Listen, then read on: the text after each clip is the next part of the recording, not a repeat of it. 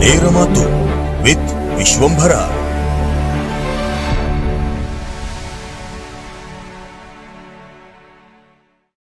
ಅಂತಹ ಸ್ಥಾನಗಳನ್ನು ತುಂಬುವಾಗಲೆಲ್ಲ ದೀಪಕ್ ದೊಡ್ಡವರು ಸೈಡ್ಲೈನ್ ಆಗ್ತಾರೆ ಅಥವಾ ಅವರನ್ನು ಸೈಡ್ಲೈನ್ ಆಗಿಸಲಾಗತ್ತೆ.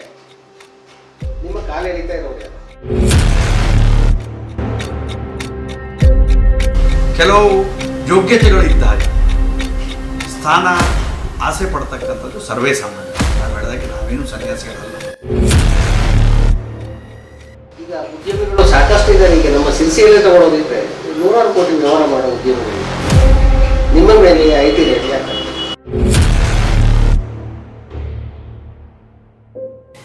DSS ವಿಚಾರವಾಗಿ ಅನೇಕ ಆರೋಪಗಳು ಪ್ರತ್ಯಾರೋಪಗಳು ಇರುವ ಕಾರಣ ಆಗಿರಬೇಕು. ಕಿರಾಣಿಯವರ ನಡುವೆ ಏನೋ ವ್ಯಾವಹಾರಿಕ ಸಂಬಂಧ ಇದೆ ಅನ್ನೋದು ಸಿರ್ಸಿಯಲ್ಲಿ ಆಗಾಗ ಚರ್ಚೆ ಆಗಿದೆ. ಯಾವ ರೀತಿಯ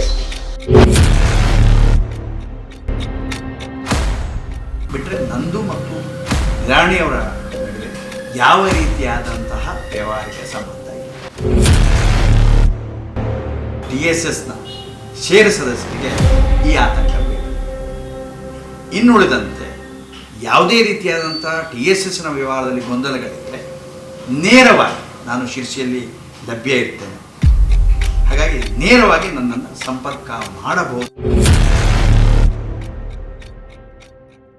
ವಿಶ್ವಂಭರ ಟಿವಿಯ ನೇರ ಮಾತು ಕಾರ್ಯಕ್ರಮ. ನಮ್ಮ ಜೊತೆ ಇದ್ದಾರೆ ವಿಶೇಷ ಅತಿಥಿ ಶ್ರೀ ದೀಪಕ್ ದೊಡ್ಡವರು. ಸೊ ಈಗ ದೀಪಕ್ ಅವರೇ, ರಾಜಕಾರಣ ಒಬ್ಬ ವ್ಯಕ್ತಿಗೆ ಯಾಕೆ ಅವಶ್ಯಕ ಅನ್ನೋದು ಮೂಲ ಪ್ರಶ್ನೆ. ಯಾಕೆಂದರೆ ಈಗ ನೀವು ಉದ್ಯಮಿ ಆಗಿದ್ದೀರಿ, ನಿಮಗೆ ಉದ್ಯಮದಲ್ಲಿ ಮಾಡೋದಕ್ಕೆ ಬೇಕಾದಷ್ಟು ಕೆಲಸ ಇದೆ. ಆದರೂ ಇವತ್ತಿನ ಕಾಲಮಾನದಲ್ಲಿ ರಾಜಕಾರಣಕ್ಕೆ ಅಥವಾ ರಾಜಕಾರಣಿಗೆ ವಿಶೇಷವಾದ ಗೌರವ, ಆ ಗೌರವದಿಂದ ನೋಡುವಂಥ ಪರಿಸ್ಥಿತಿ ಇಲ್ಲ. ಆದರೂ ತಾವು ರಾಜಕಾರಣದಲ್ಲಿ ತಮ್ಮ ಭವಿಷ್ಯವನ್ನು ನೋಡಲಿಕ್ಕೆ ಹೊರಟಿದ್ದೀರಿ. ಯಾಕೆ? ಇವತ್ತು ನಮ್ಮ ಕುಟುಂಬದಲ್ಲಿ ನಮ್ಮ ತಂದೆಯವರ ಅಣ್ಣ ಇವತ್ತು ಅವರು ಇಲ್ಲ, ದೈವಾಧೀನ.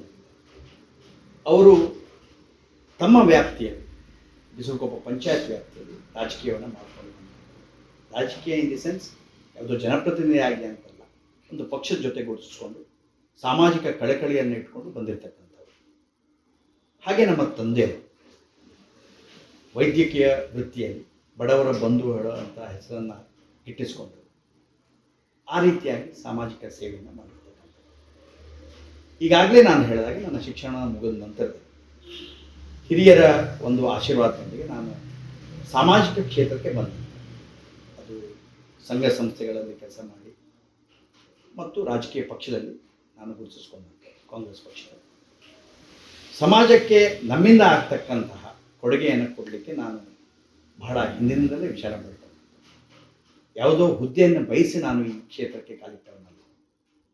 ಸಾಮಾಜಿಕ ಕಳಕಳಿಯೊಂದಿಗೆ ಒಂದು ರಾಷ್ಟ್ರೀಯ ಪಕ್ಷದಲ್ಲಿ ಗುರುತಿಸಿಕೊಂಡು ಜನರ ಸೇವೆ ಮಾಡಬೇಕು ಅನ್ನುವಂಥದ್ದು ನನ್ನ ಇಚ್ಛೆ.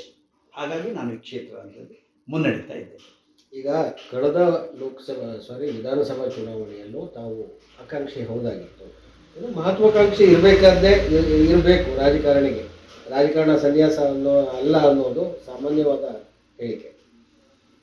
ಹಾಗಿದ್ರೆ ತಾವು ಮತ್ತೆ ಮುಂದಿನ ಚುನಾವಣೆಗಳಲ್ಲಿ ತಾವು ಈ ಕ್ಷೇತ್ರದ ಆಕಾಂಕ್ಷಿ? ಈಗಾಗಲೇ ಈ ಕ್ಷೇತ್ರದಲ್ಲಿ MLA ಆಗಿ ಆ ಸ್ಥಾನವನ್ನು ಶ್ರೀಯುತ ಭೀಮಣ್ಣವರು ತುಂಬಿರ್ತಕ್ಕಂಥದ್ದು. ಹಾಗಾಗಿ ಮೇಲ್ನೋಟಕ್ಕೆ ಈ ಕ್ಷೇತ್ರ ಖಾಲಿ ಇಲ್ಲ ಹೇಳುವಂಥದ್ದು ಪ್ರತಿಯೊಬ್ಬರಿಗೂ ತಿಳಿದಿರತಕ್ಕಂಥ ವಿಚಾರ. ಆದರೆ ತಾವು ಹೇಳಿದಾಗೆ ರಾಜಕೀಯದಲ್ಲಿ ಇದ್ದಾಗ ಕೆಲವು ಯೋಗ್ಯತೆಗಳು ಇದ್ದಾಗ ಸ್ಥಾನ ಆಸೆ ಪಡ್ತಕ್ಕಂಥದ್ದು ಸರ್ವೇ ಸಾಮಾನ್ಯ. ತಾವು ಹೇಳಿದಾಗೆ ನಾವೇನು ಸನ್ಯಾಸಿಗಳಲ್ಲ. ನಾನು ಕಾಲಕ್ಕೆ ಕಾಯ್ತೇನೆ. ಅಂಥ ಅವಕಾಶ ಸಿಕ್ಕಲ್ಲಿ ಹಿರಿಯರ ಆಶೀರ್ವಾದ, ಪಕ್ಷದ ತೀರ್ಮಾನದ ಬದ್ಧತೆಯೊಂದಿಗೆ ನಾನು ಕಣಕ್ಕಿಳಿಯಲಿಕ್ಕೆ ಬಯಸ್ತೇನೆ. ಬಹುಶಃ ಹೈಕಮಾಂಡ್ ಜೊತೆ ಅಥವಾ ನಿಮ್ಮ ಪಕ್ಷದ ಪ್ರಮುಖ ಹುದ್ದೆಯಲ್ಲಿರುವ ಮುಖಂಡರ ಜೊತೆ, ನಾಯಕರ ಜೊತೆ ಸಂಪರ್ಕ ನಿಮ್ಮಷ್ಟು ಅಂದರೆ ನಿಮಗೆ ತುಂಬ ಸಂಪರ್ಕ ಇದೆ. ನಿಮ್ಮಷ್ಟು ಈ ಜಿಲ್ಲೆಯಲ್ಲಿ ಸಂಪರ್ಕ ಇರೋರು ಕಡಿಮೆ. ಆದರೂ ಈಗ ವಿಧಾನ ಪರಿಷತ್ ಸ್ಥಾನ ಇರಲಿ ಅಥವಾ ಇನ್ಯಾವುದೋ ಇದಕ್ಕೆ ನಿಗಮಗಳಿಗೆ, ಮಂಡಳಿಗಳಿಗೆ ಅಂತಹ ಸ್ಥಾನಗಳನ್ನು ತುಂಬುವಾಗಲೆಲ್ಲ ದೀಪಕ್ ದೊಡ್ಡವರು ಸೈಡ್ಲೈನ್ ಆಗ್ತಾರೆ ಅಥವಾ ಅವರನ್ನು ಸೈಡ್ಲೈನ್ ಆಗಿಸಲಾಗತ್ತೆ. ನಿಮ್ಮ ಕಾಲ ಎಳಿತಾ ಇರೋರು ಯಾರು? ಆ ರೀತಿಯಾದಂತಹ ಪ್ರಮೇಯ ನಮ್ಮ ಪಕ್ಷದಲ್ಲಿಲ್ಲ. ನಾನು ಒಂದು ಗಮನಕ್ಕೆ ತರಲಿಕ್ಕೆ ಬಯಸ್ತಾ ಇದ್ದೀನಿ. ನಾನು ಯಾವುದೇ ಕೂಡ ಸ್ಥಾನದ ಆಕಾಂಕ್ಷೆಯನ್ನು ಇಟ್ಕೊಂಡು ಅರ್ಜಿ ಕೊಟ್ಟವನಲ್ಲ. ನಾನು ಹಿಂದೆ ಹೇಳಿದೆ, ಸಾಂಬಾರು ಮಂಡಳಿ ಸದಸ್ಯನ ಕೆಲಸ ಮಾಡಿದ್ದೇನೆ, ಫುಡ್ ಕಾರ್ಪೊರೇಷನ್ ಆಫ್ ಇಂಡಿಯಾದಲ್ಲೂ ಕೂಡ ಕೆಲಸ ಮಾಡಿದ್ದೇನೆ, KPTCL ನಿರ್ದೇಶಕನ ಕೆಲಸ ಮಾಡಿದ್ದೇನೆ. ಶ್ರೀಯುತ ದೇಶಪಾಂಡೆ ನನ್ನನ್ನು ಗುರುತಿಸಿ ಆ ಸ್ಥಾನಕ್ಕೆ ಕೊಟ್ಟಿರ್ತಕ್ಕಂಥ. ಹಾಗಾಗಿ ಹಿಂದೆ ತಾವು ಹೇಳಿದಾಗೆ MLA ಸಂಬಂಧಪಟ್ಟಂತಹ ಏನು ಆಕಾಂಕ್ಷೆಯ ಲೀಸ್ಟಲ್ಲಿ ನಾನು ಯಾವುದೂ ಕೂಡ ಅರ್ಜಿಯನ್ನು ಹಾಕಿ ನಾನು ಆ ತೀರ್ಮಾನವನ್ನು ಪಕ್ಷಕ್ಕೆ ಬಿಟ್ಟಿದ್ದೆ. ಪಕ್ಷದ ಒಬ್ಬ ಸಾಮಾನ್ಯ ಕಾರ್ಯಕರ್ತನಾಗಿ ಎಲ್ಲರೊಂದಿಗೆ ನಾನು ಬೆಳೆತು ಕೆಲಸ ಮಾಡ್ತಾ ಇದ್ದೆ. ಇವತ್ತಿಗೆ ಪಕ್ಷ ನನಗೆ ಹುದ್ದೆ ಕೊಡ್ತದೆ ಅಂತ ಸುಮ್ಮನೆ ಕುತ್ಕೊಳ್ಳೋಕ್ಕಾಗಲ್ಲ ಅಲ್ಲ. ಹೋಗಿ ಲಾಬಿ ಮಾಡಿದ್ರೆ ಮಾತ್ರ ಆ ಸ್ಥಾನವನ್ನು ನಾವು ಗಳಿಸ್ಲಿಕ್ಕೆ ಸಾಧ್ಯ ಇದೆ. ಇದು ಸಾಮಾನ್ಯ ಹೇಳಿಕೆ. ಈಗ ನೀವೇನು ಹೇಳ್ತಾ ಇದ್ದೀರಿ ಸಾಮಾನ್ಯ ಹೇಳಿಕೆ. ಹಾಗಿದ್ರೆ ಈಗ ಮುಂದಿನ ಚುನಾವಣೆಗೆ ಅಥವಾ ಯಾವುದೋ ಮುಂದಿನ ನಿಮ್ಮ ರಾಜಕೀಯ ಮಹತ್ವಾಕಾಂಕ್ಷೆಗೆ ನಿಮ್ಮ ತಲೆಯಲ್ಲಿ ನೀವು ಗುರುತಿಸಿಕೊಂಡಿರುವ ಯೋಜನೆಗಳು ಯಾವುದು? ತಾವು ಹೇಳಿದ ಹಾಗೆ ನಾನು ಹೆಚ್ಚು ಸಂಘಟನೆಗೆ ಹೆಚ್ಚು ಒತ್ತನ್ನು ಕೊಡ್ತೇನೆ. ಸಂಘಟನಾತ್ಮಕ ಹುದ್ದೆ ಲಭಿಸಿದ್ರೆ ಬಹಳ ಸೂಕ್ತ ಹೇಳುವಂಥದ್ದು ನನ್ನ ಅನಿಸಿಕೆ. ತಮ್ಮ ಸಲಹೆಯಂತೆ ಇವತ್ತು ನಾವು ಸುಮ್ಮನೆ ಕೂತರೆ ಯಾರೂ ಕೂಡ ಗುರುತಿಸಲಿಕ್ಕೆ ಹೋಗೋದಿಲ್ಲ.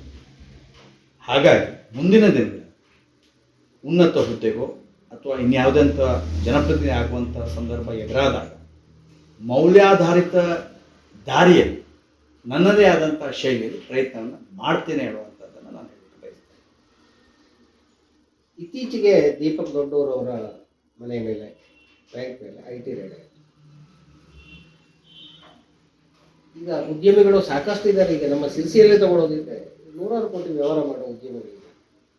ನಿಮ್ಮ ಮೇಲೆ IT ರೇಡ್ ಯಾಕೆ? ನೋಡಿ, ಇವತ್ತು ಅದು IT ಸರ್ಚ್ ಹೇಳುವಂಥದ್ದು, ಅಲ್ಲಿ ಡಿಫ್ರೆನ್ಸ್ ಇದೆ. IT ರೇಡ್ ಬೇರೆ, IT ಸರ್ಚ್. ಇವತ್ತು ಕೇಂದ್ರ ಸರ್ಕಾರದ ಅಧೀನದಲ್ಲಿರ್ತಕ್ಕಂಥ ಒಂದು ಸಂಸ್ಥೆ, ಅವರಿಗೆ ಅವ್ರದ್ದೇ ಆದಂಥ ಒಂದು ಕಟ್ಟುನಿಟ್ಟಿನ ಒಂದು ಇದರಲ್ಲಿ ನಮ್ಮ ಮೇಲೆ IT ಸರ್ಚನ್ನು ಮಾಡಿದ್ದಾರೆ. ನಾವು ನಮ್ಮ ಸಂಬಂಧಪಟ್ಟಂಥ ಎಲ್ಲ ಡಾಕ್ಯುಮೆಂಟ್ಸ್ಗಳನ್ನು ಕೊಟ್ಟಿದ್ದೇವೆ. ಸೊ ಯಾವುದೇ ರೀತಿಯಾದಂಥ ಗೊಂದಲ ಇಲ್ಲ. IT ವಿಚಾರ ಅವರು ಬರಲೇಬಾರ್ದು, ಅವರು ನಮ್ಮನೆಯನ್ನು ವಿಸಿಟ್ ಮಾಡಲೇಬಾರ್ದು ಹೇಳುವಂಥದ್ದು ಸರಿ. ಅವರು ಅದು ಯಾವುದೇ ಫಾರ್ ಎಕ್ಸಾಂಪಲ್ ಗುಮಾನಿ ಮೇಲೋ ಬಂದಿದ್ದ. ಇಲ್ಲಿ ಚರ್ಚೆಗೆ ಬಂದಿರೋ ಮುಖ್ಯವಾದ ವಿಷಯ ಏನು ಅಂದರೆ, ಈಗ ದೀಪಕ್ ದೊಡ್ಡವರು ಅವರ ಮನೆ ಮೇಲೆ IT ರೇಡ್ ಆಯಿತು. ಅದು ದೊಡ್ಡ ಚರ್ಚೆ ಆಗ್ತಾ ಇರಲಿಲ್ಲ. ದೀಪಕ್ ದೊಡ್ಡ ಮನುಷ್ಯ, ಏನೋ ಬಿಸ್ನೆಸ್ ಮಾಡಿದ್ದಾರೆ, ಏನೋ ದುಡ್ಡು ಗಳಿಸಿದ್ದಾರೆ, ಹಾಗಾಗಿ ರೈಡ್ ಆಗಿದ್ದಾರೆ. ಆದರೆ ಇಲ್ಲಿ ರೈಡ್ ಆಗಿರೋದು ನಿಮ್ಮ ಮನೆಯ ಮೇಲೆ, ರವೀಶ್ ಹೆಗ್ಡೆಯವರ ಮನೆ ಮೇಲೆ, ಜೊತೆಗೆ ಮುಸ್ತಿಗೆಯವರ ಮನೆ ಮೇಲೆ. ಇದು ಈ ಒಂದಕ್ಕೊಂದು ಸಂಬಂಧಗಳಿದೆಯಲ್ಲ, ಇದು ಚರ್ಚೆಗೆ ಬರೋ ವಿಷಯ ಆಗಿದ್ದರಿಂದ ಇದರ ಮೂಲ ಯಾವುದು? ಈಗ ನಿಮ್ಮ ಎಲ್ಲರ ಮೇಲೆ ಒಟ್ಟಿಗೆ ರೈಡ್ ಆಗಿರೋ ಕಾರಣ ಏನು? ಈ ಒಟ್ಟಿಗೆ ಈ ರೀತಿಯಾದಂಥ ಸಂದರ್ಭದಲ್ಲಿ ನಾವು ಮೇಲ್ನೋಟಕ್ಕೆ ನೋಡಿದಾಗ ತಾವೇ ಹೇಳಿದಾಗೆ TSS ವಿಚಾರವಾಗಿ ಅನೇಕ ಆರೋಪಗಳು ಪ್ರತ್ಯಾರೋಪಗಳು ಇರುವ ಕಾರಣ ಆಗಿರಬೇಕು. ಪ್ರಾರಂಭದಲ್ಲಿ ನಾನು ಇದು ರಾಜಕೀಯ ಪ್ರೇರಿತ ಹೇಳುವಂಥದ್ದನ್ನು ನಾನು ಕೂಡ ಭಾವಿಸ್ಕೊಂಡಿದ್ದೆ, ಯಾಕಂದರೆ ಚುನಾವಣಾ ಸಂದರ್ಭ.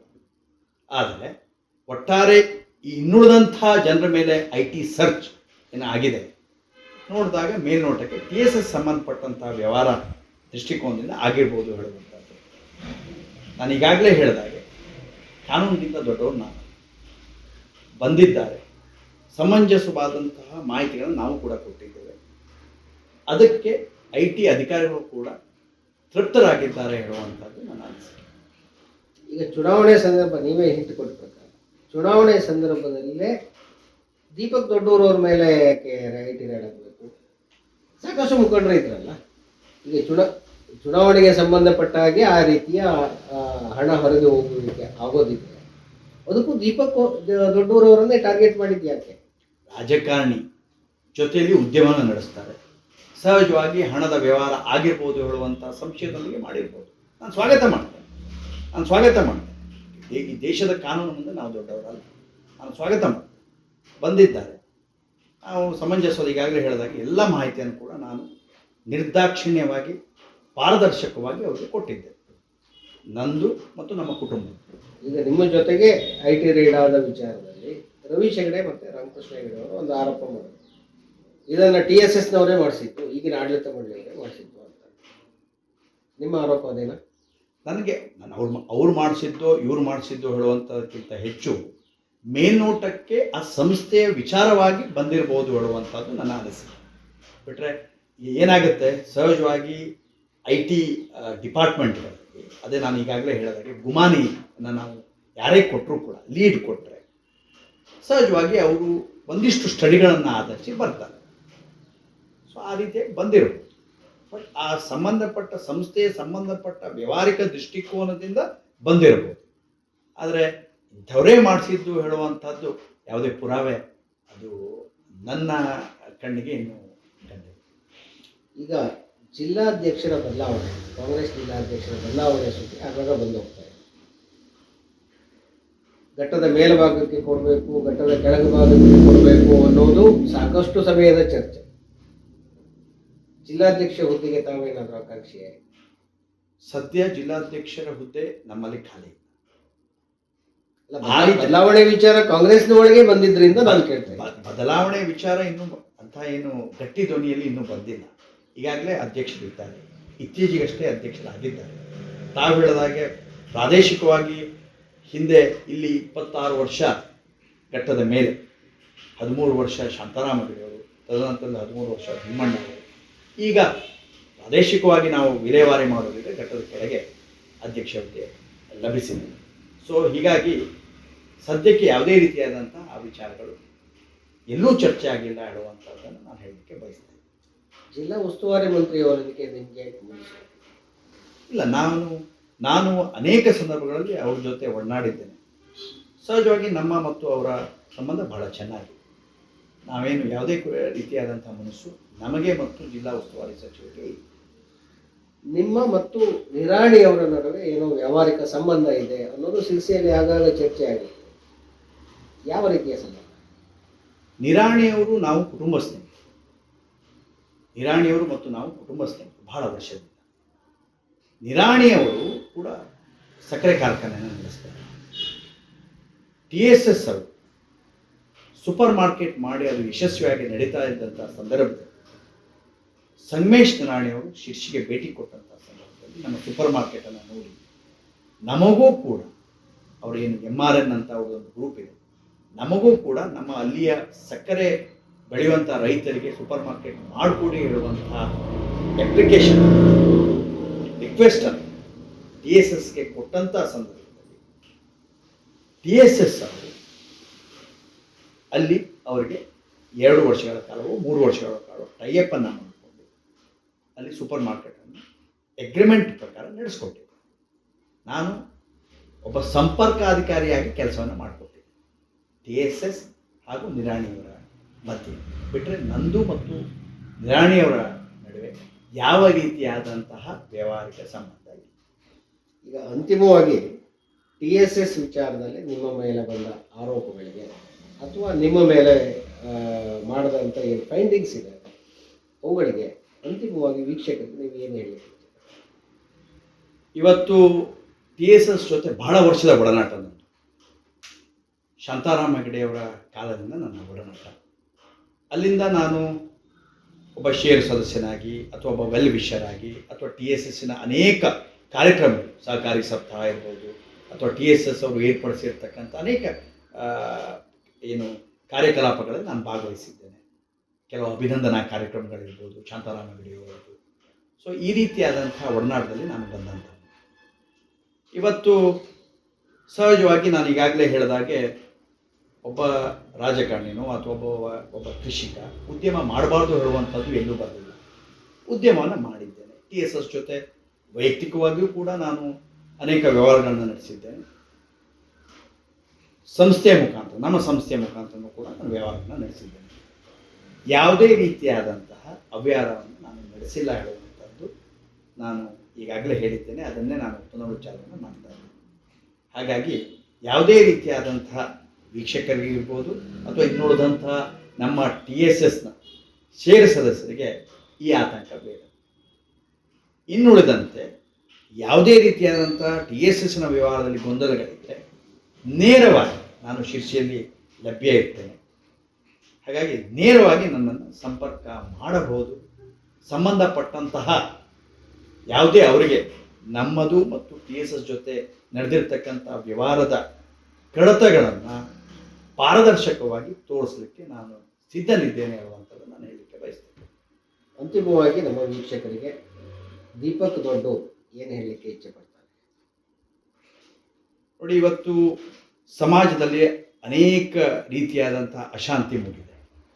ಅದು ರಾಜಕೀಯ ಪ್ರೇರಿತ ಇರ್ಬೋದು ಅಥವಾ ಇನ್ನುಳಿದಂತೆ ಇರ್ಬೋದು. ಇವೆಲ್ಲವನ್ನು ಮರೆತು ಒಂದು ಸ್ವಾಸ್ಥ್ಯ ಸಮಾಜದ ನಿರ್ಮಾಣವನ್ನು ಮಾಡಬೇಕಾದಂತಹ ಕರ್ತವ್ಯ ಈ ದೇಶದ ಪ್ರಜೆಗಳ ಮೇಲೆ. ಹಾಗಾಗಿ ನಾವೆಲ್ಲರೂ ಕೂಡ ಜಾತಿ ಭೇದವನ್ನು ಮರೆತು ಒಂದು ಸ್ವಾಸ್ಥ್ಯ ಸಮಾಜ ಮತ್ತು ಒಂದು ದೂರದೃಷ್ಟಿ ಇರ್ತಕ್ಕಂತಹ ವಿಚಾರವನ್ನು ಇಟ್ಕೊಂಡು ಬಲಿಷ್ಠ ದೇಶವನ್ನು ಕಟ್ಟಲಿಕ್ಕೆ ನಾವೆಲ್ಲರೂ ಪಣ ತೊಡೋಣ ಹೇಳುವಂಥದ್ದು ನನ್ನ ಅನಿಸಿಕೆ. ಸಾಕಷ್ಟು ವಿಚಾರಗಳನ್ನು ನಮ್ಮೊಂದಿಗೆ ಹಂಚಿಕೊಂಡಿದ್ದೀರಿ, ಧನ್ಯವಾದಗಳು. ಸೊ ವೀಕ್ಷಕರೇ, ಇದಾಗಿತ್ತು ವಿಶ್ವಂಭರ ಟಿವಿಯ ನೇರ ಮಾತು. ವೀಕ್ಷಕ ಮಹಾಪ್ರಭುಗಳೇ, ನಮ್ಮ ಚಾನಲ್ ಅನ್ನು ಸಬ್ಸ್ಕ್ರೈಬ್ ಮಾಡಿ, ಶೇರ್ ಮಾಡಿ, ಪ್ರೋತ್ಸಾಹಿಸಿ.